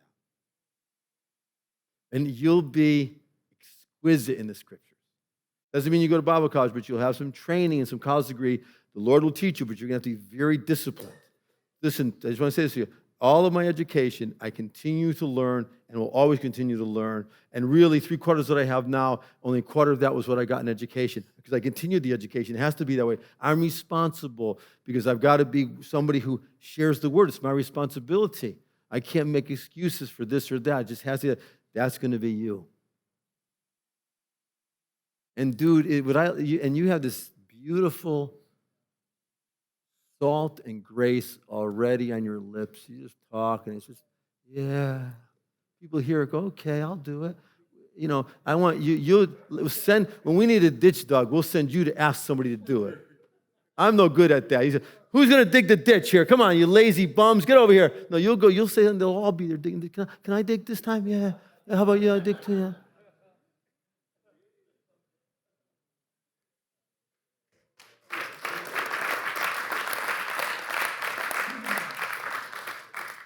This really comes, though, because the test of it will be comparing yourself. That'll be the test.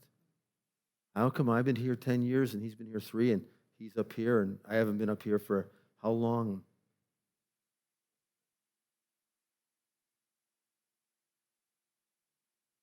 Is that okay? Yeah. All right. I want to save to you for tomorrow, probably. Yeah. Yeah, in front of the church is better. So this is good here, you know. I need to try to make myself get over this side. We're okay, though, so far? Oh, no, 10 after 2, though. You have to. Um,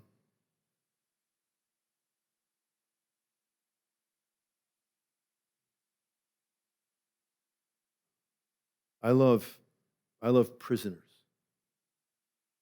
That's why I love some of you. I do. I love prisoners because, you know, I never was in prison, so I had to learn prison. I was prison to some things, though. My own lust, my own pride, my need to be accepted. It was prison. So I know what prison does. I realize what prison creates. And I know he came to open the prison door. And he certainly has done that with you. And sometimes when he opens the prison door, many of us carry some of the prison with us. I don't always escape the prison. I carry some of it with us because that experience does things to me. We're all born in a level of iniquity, some larger than others, some deeper than others. And that's something we don't choose that. I don't choose my family DNA. I just find out that I have it. I don't excuse it anymore, but because I have the new DNA, if you will.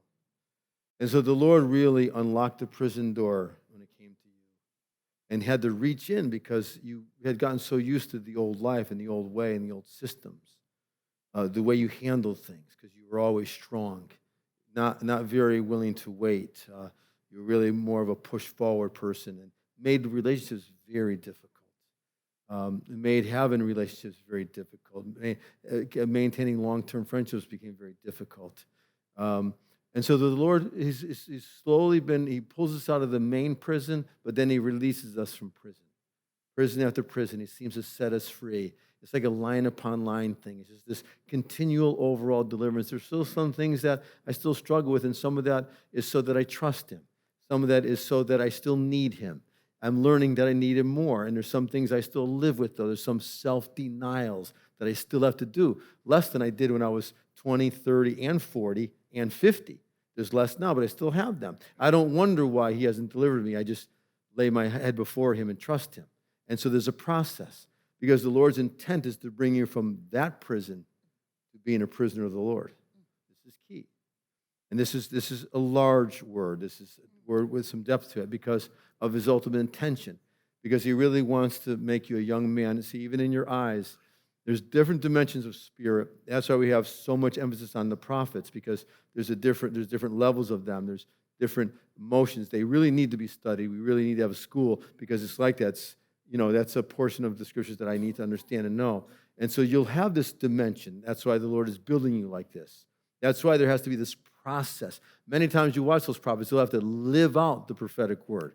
They actually become their whole lives as the word. Doesn't mean you'll have to live that out, but you're living out an understanding of the way of God, how he delivers, how he recovers, how he restores, and what his passion is in every one of those places. Because there's an emotion there. Sometimes I feel guilty. Sometimes I think he's mad at me. I failed again. I can't believe this. I thought I changed. I really haven't. And then I have my close friends like Job who agree that I haven't changed much. You'll have those, and you have those.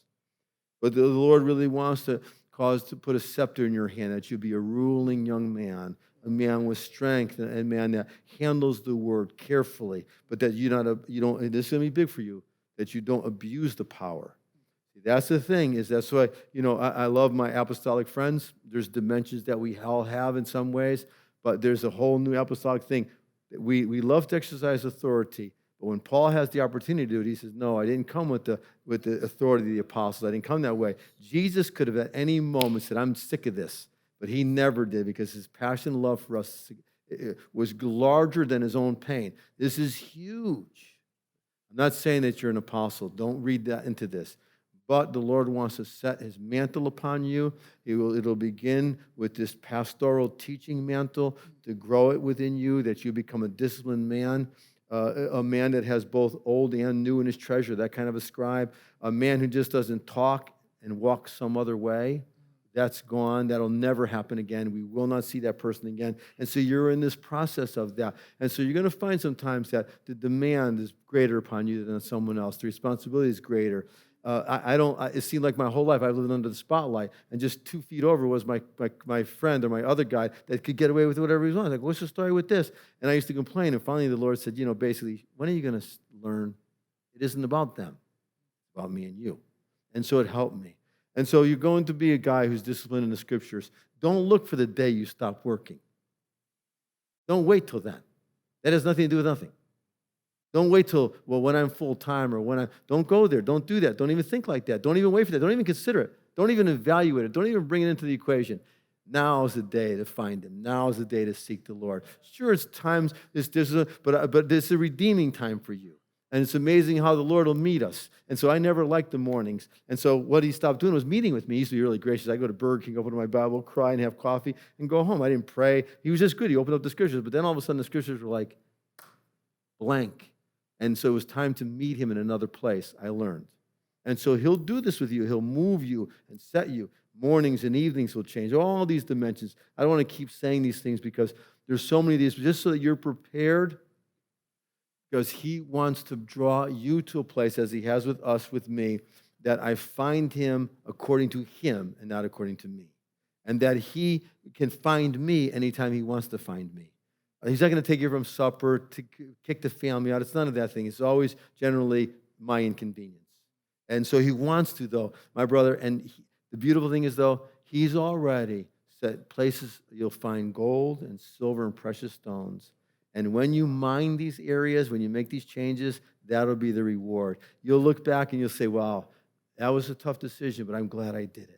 It was worth taking all my lunches and doing this. It was worth my Saturday, whatever it is. I'm not going to say things because I don't want you to read it. You can't take this as a diagram, even though I'm certainly giving it to you in that way. But you got to hear it just as the word of the Lord to you, to prepare yourself to understand that the Lord has set you, purposed you, rooting you, building you, making you, and causing you to be everything he's declared you to be.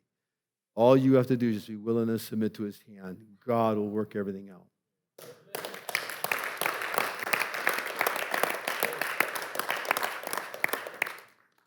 Listen,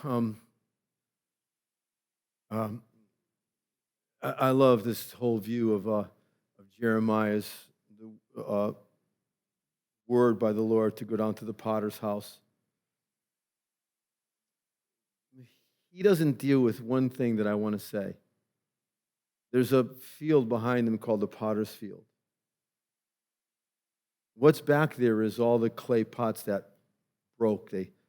Some of them didn't even make it to the wheel. Some got on the wheel, but the clay has a mind of its own. That's what the Lord is saying to Jeremiah. He goes, look, does the clay say to the potter? Because the clay literally has a mind of its own. I've asked people, oh, yeah, it's stubborn. It doesn't want to move. And I'm thinking, whoa, that's me. And so I love this about the Lord, because people would walk by the potter's field. It was where they bought it to bury Judas, a broken piece of clay that was not usable. But only the Lord will reach into that field where a piece of charred clay that cut people, hurt people, was hurt itself, and pull it out, and where a man or a father or a mother or people would have no hope that that piece of broken pottery could ever become something. The Lord reaches in and says, watch what I'll do with this. And so, see, my brother, that's where he found you, in that potter's field. Sometimes it was me. My father would tell you, I wish you'd ask him when I'm not there, though, what kind of a kid I was. But I didn't like my teachers. I only liked sports. And so I'd play sports when I wasn't supposed to, and he'd have to come get me. That wasn't a nice time. But I didn't think about time. I just didn't care. I didn't want school. I was an F student. I was going nowhere until Jesus came into my life. I was up to things. So he had a different one with drugs. Mine was just self-absorbed. I was really in trouble at 20 years old. I was like a kid. I just didn't know anything. And he came and took this piece of broken clay that really had no future and rebuilt and restructured it. And my brother, listen, God took you and you're still on the wheel because when you came, you were sharp, man. Didn't trust anybody. Definitely father figures and authority figures were out of the question for sure. It has been difficult because of your younger years, fatherly relationships, relationships with authority, just how you grow up, just constantly pushed, constantly pressured, just hands laid on you in ways they shouldn't have. But God was determined out of your life that there would be a restoration of all things. And so most fatherless sons become fatherless fathers. They just become poor fathers, just carry on this trait. Generally, by scientific terms, it gets worse. The iniquity just grows worse, even by biblical standard. But the Lord's come in, my brother, to redeem you. Now, what's hard is the clay has to be rubbed. The edges are sharp. He has to rub them down. And man, sometimes the rubbing gets to be irritating, you know? Yeah. And so that means that people have their hands on me. That means people are directing me. They're sitting me down. They're saying things to me. They're having private conversations with me. They're rubbing some of the rough edges off. That's your friend over there. And so because his intent for that reason is because he wants the vessel to be able to carry the liquid that everybody can drink from. And you know what I love this about the depth of your heart is you really want to be a man who is able to touch all men. But you know inside, though, there's just some people that just irk you, grind you, just like me. So I could say we, us. There's just some people that I'm better with now, but they just walk in a room and I just want to just, I just stay away from them. So since I'm a Christian, I can't do that. I just stay on the other side of the room. And I make sure that I'm not near them. I got to hold hands and pray prayers. I don't want to be there for that. I just wave to them. Yeah, how you doing, jerk? That good Christian stuff. We didn't think the Lord spoke like this. So please know, and I'm saying all these because you know them. But the Lord purposely chose this piece so that the ones who knew the piece will now see the whole. The ones who were affected by the piece will now be affected by the whole. It doesn't mean you go back to all your relationships, but it doesn't mean you go back to those times, go back to those individuals. Some of them you will. It's good to get counsel on who to go back to, who to restore, how much of a bridge to build. I would get counsel on those things. I still do. It's a wise thing. But the Lord is restoring you that you would be a restorer. And you'll be a part of the team here. You're a very sharp guy, my friend. You are very intelligent. Haven't used it as much as you could just because of the way you grew up. But do not be afraid to reinvest into education, reinvest into training, because you're skillful with here in your hands at the same time. And so the Lord will use you naturally in a mechanical way, but also use you spiritually in a mechanical way, where you'll be involved in the restoring of people's lives. You'll sit with a group of men who are broken, charred, angry, still have blood stains on their charred areas, and you'll sit with them and you'll say, listen, I just want to tell you a story. I just want to encourage you, God is able. And not just out of your own experiences, though, but out of an understanding of who he is and understanding what he does. Just be willing. Don't judge the vessels that the Lord uses. Judge him. Peter makes a great statement out of the second chapter of 1 Peter. You should read it. It says, he judged him righteous, he committed himself to him who judges righteously. The context is the cross. So he didn't give himself to Caiaphas or the Romans or the Sadducees. He didn't give himself to those vessels. He gave himself to him, which enabled him to trust these vessels were performing the will of God. You understand that? So be familiar with that verse, though. It's helped me, though, so I didn't think it was him after me, or he didn't like me, or he just was being stupid by laughing at me over there. And I'll talk to him later. No, I'm just teasing you. I'll just talk to him later. It's none of those things, but we have a tendency to look at the hammer and say the hammer doesn't like me, or look at the chisel and say the chisel doesn't like me, or look at the screwdriver and say, look at these instruments of God on my vessel and get personal with them. Give myself to him. He judges righteously. If they're wrong, he'll take care of it. If they're right, he'll take care of it. That's not my judgment to make.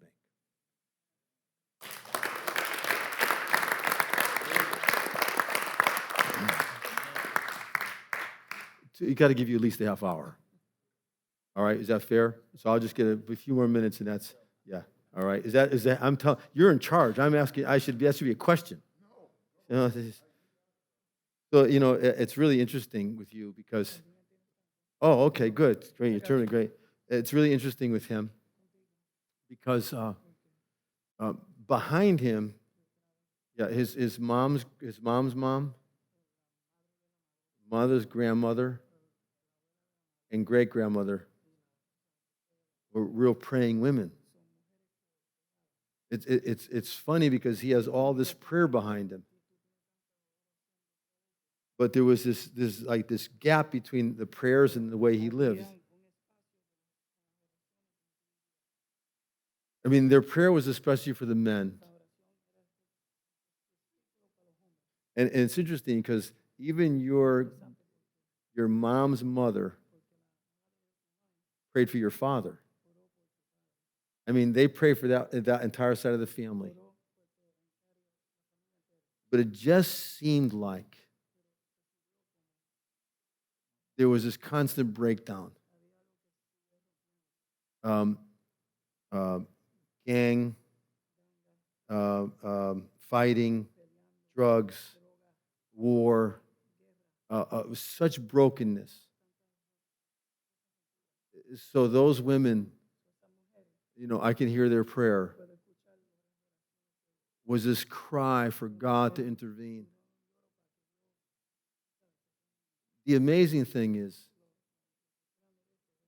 many of his family would say God does not exist. I don't want anything to do with him. He's not good for me. And they just went their way.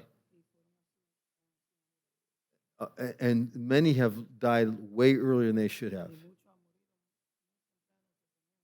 So the Lord intervened to save his life.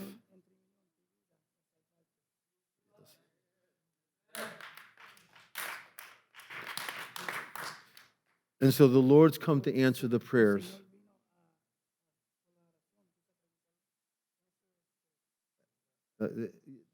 Spanish answer their prayers. Can you say it? Can you translate that, Bishop? Yeah, great, thanks. I can't help you with that. I'm good with interpreting the English part, if you want. As if they're praying now. So even though now he's struggling, even with this whole thing about church, the gospel, Jesus, Christianity, inside of him, his own emotion, struggles with it. With his manhood, with with the people around him, his own people. But it's been the Lord who saved you. He's the one who's come for you. He's not angry, bitter, frustrated. He's not coming to avenge the things that you did. He's come to rescue you. He's come to bring wholeness and peace to your life. Only he can bring peace to a prisoner. Only he can do that. So all of this comes so that you'll be able to trust him. To believe that he really has been around. He has seen. And even with all that he has seen, his love has never changed for you.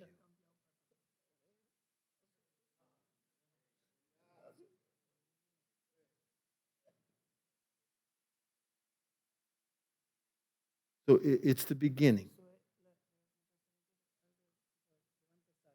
So you know how this is. When a baby is born, it doesn't see clearly. It doesn't really know, it can't really walk, can hardly talk, but it trusts those around them. Trust those around you. There'll be a day that you'll be able to see, walk, even feed yourself. There'll be that kind of day. And then, believe it or not, one day you'll be the father you never thought you could be or have ever known a father like that. It's a new day, my brother. It's a new day.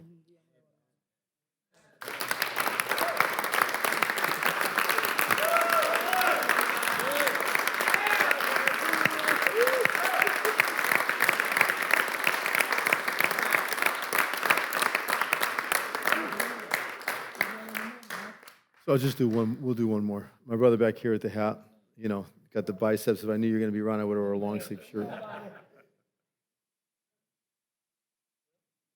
I love stallions. I love the study of horses in general. I love. So there's different horses. There's different styles of horses. I like stallions because they're made to run. They're made to lead. They're made to be free. They're very courageous stallions. They are. But they're the most difficult horse to break just because of their own strength. And unfortunately, most leaders have some level of stallion in them. They're born stallion. Because they have to have an energy. They have to have the ability. The stallion, you'll find a stallion, all the mares, groups of the wild horses, they'll be around one stallion because they'll all follow him because of his strength and his ability.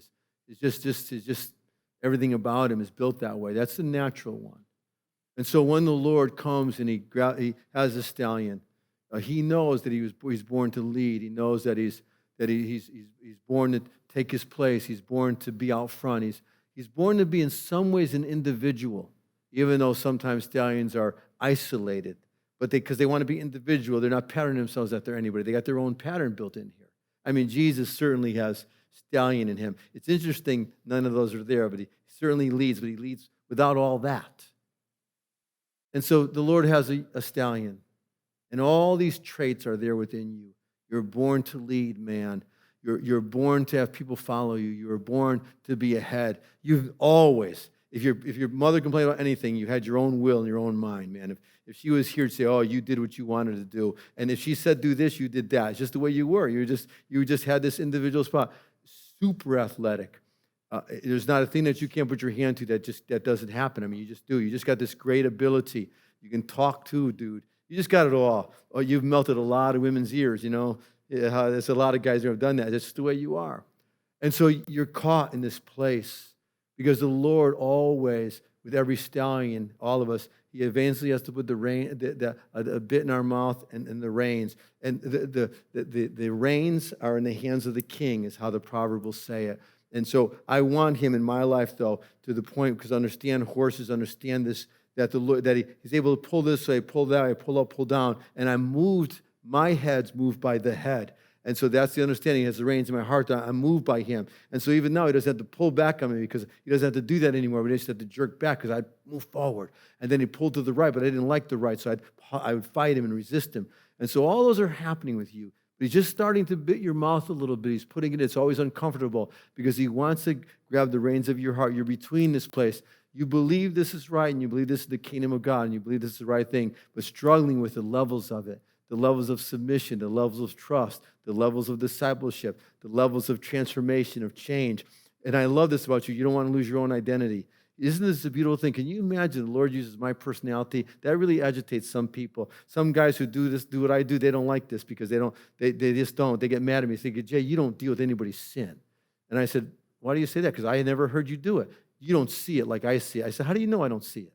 Well, you don't say anything. So I said, Jesus sees my sin and your sin. Is he breaking out on the scene? Is he going to get in whatever newspaper is here, the Leesburg News, and he writes on the front page, here's J. Leroux sin. He knows all about us. That's not his passion or his heart at all. He's drawing the gold out of me. He's drawing the grace and the preciousness out of my life, as I'm doing with you right now.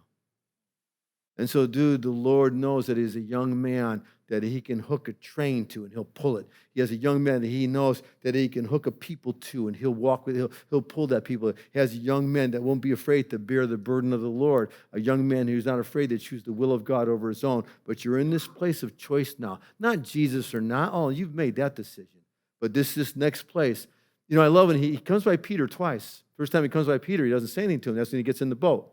Gets in the boat and he's wheeling out. Peter's saying to him, you know, I'm a fisherman. I know what I'm doing. I don't know why you're in here. We've been toiling all night. Didn't catch a thing. Yo, carpenter, fisherman, get real. He hasn't become his disciple yet.